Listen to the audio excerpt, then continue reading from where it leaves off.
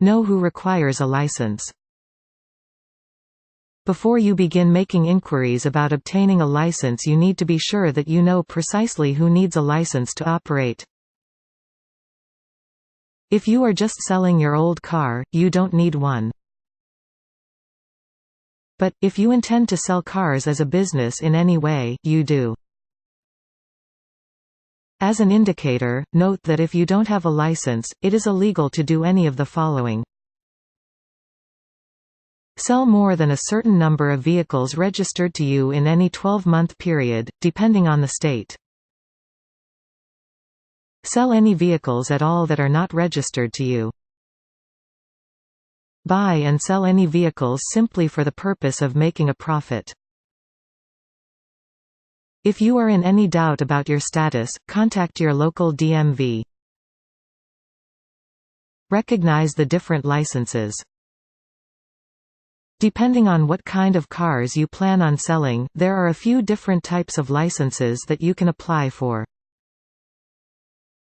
This may affect the requirements for the license, so be sure that you are clear about the nature of your business. There are dealer wholesale-only licenses if you are seeking to only sell to other car dealers. There are auto broker non-retail licenses if you want to help retail customers find cars from other dealerships. There are also separate licenses for new vehicle dealerships, and old vehicle dealerships. Contact your state authority. Each state has certain requirements for becoming a car dealer, and you will need to become familiar with yours if you want to do this right. The requirements can vary significantly, so there's no shortcut to investigating the rules and application procedures for your state.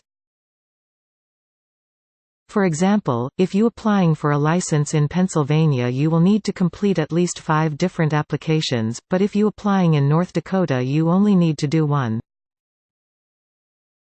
Start by looking on the DMV website, where you can easily access the information for each state. Get hold of all the application forms. Once you have accessed the appropriate forms, you can download them and begin the progress of reading through them and planning out your responses to all the questions. Before you actually start filling in the form, you will need to have a very solid understanding of your proposed car dealership. Depending on the license, the forms will require you to give detailed information about aspects of the business, such as lot size, phone lines, office requirements, business hours, and filing systems. Use the forms as a tool to help in the construction of a business plan that responds to the key points. Pass the background check. Before you do too much work on the application process, it's a good idea to be confident that you pass the background check that most states and most bonding companies will require. The tests will seek to determine whether you have not only a solid financial history, but also have no crimes in your past that might be a problem. The check isn't only concerned with past crimes, but also looks for examples of what the DMV call moral turpitude that might indicate somebody who wouldn't run an ethical dealership. In California, it's possible to file an abbreviated application in the first instance. Speak to your local DMV and consider doing this before going ahead with a full application if you think you may have trouble passing the check. Prepare a business plan. Writing up a business plan is an essential element in every business. If you are starting a new car dealership, it's crucial that you have a clear and well-thought-out business plan. You will need this to show your creditors and licensing authorities that you are serious and committed, and have good business sense. Your business plan should lay out your vision, goals and objectives for the company. It should be a product of detailed research into the market which has informed your business strategy. Be sure to include plenty of detailed financial information about your projected returns and costs. To get you started, you can look up basic car dealership business plans online. Obtain a business license. Before you can be a business of any kind, you will need to get your business license. Visit the U.S.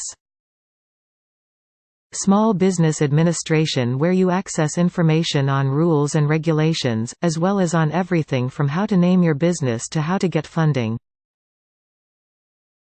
Apply for a surety bond. You can usually get a quote from bond companies for free or for a small fee. You will have to have a good credit history, and your financial paperwork must be in order to be successful. If the quote is favorable, you can apply for a bond using the bonding company's form. You will have to provide information about your business and specify the amount of bonding needed. You will also have to sign a credit release agreement. Depending on your locality and circumstances, it may be possible to submit cash, a certificate of deposit made payable to the DMV, or a passport account assigned to the DMV, in lieu of a surety bond. Secure your retail location. An essential aspect of the application process is securing your retail site. You will need to submit a copy of a fully signed and authorized rental lease or proof of ownership. There are a number of requirements for the site itself which will vary according to your location. But your site will need to comply to all the relevant local building codes, zoning and land use ordinances depending on your dealership type. In general, you will need an exterior sign attached to the land or the building which clearly indicates the name and nature of the business. You will also need working telecommunications systems and a listed phone number. You will need adequate space to carry out all administrative and financial work. You will likely have to include photographs of your site with your application. You should be prepared to get the location approved by the DMV inspector. Complete your DBA name statement. A DBA, doing business as name, is any name that is different from your own. For example, if you are called Sally Rose and you want to name your dealership Sally Rose's Autos, you are not using a DBA name. But if you want to call it basically anything else, you are. Big Car Shop, 7th Street Autos. Anything that isn't your actual name is a DBA name.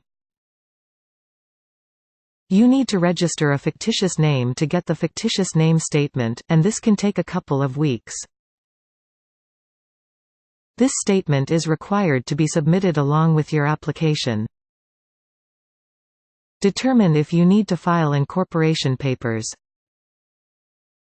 In some cases you will be required to submit various incorporation papers together with your other application materials.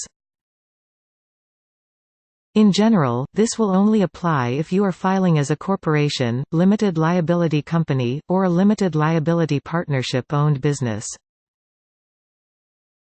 If you are in any doubt, speak to an advisor at your local DMV who will be able to provide you with information specific to your case. The kind of documents you will be asked to submit include articles of incorporation, corporate minutes, or other documents which identify the shareholders, managers and officers. Gather all the documentation. Once you have gone through all of the requirements, you need to gather up your materials and make sure you haven't left anything out. Your state's DMV will most likely be able to provide you with a checklist so you can ensure that you haven't missed anything before you go ahead with the application. Don't skip through final checks, which could save you time and money in the long run.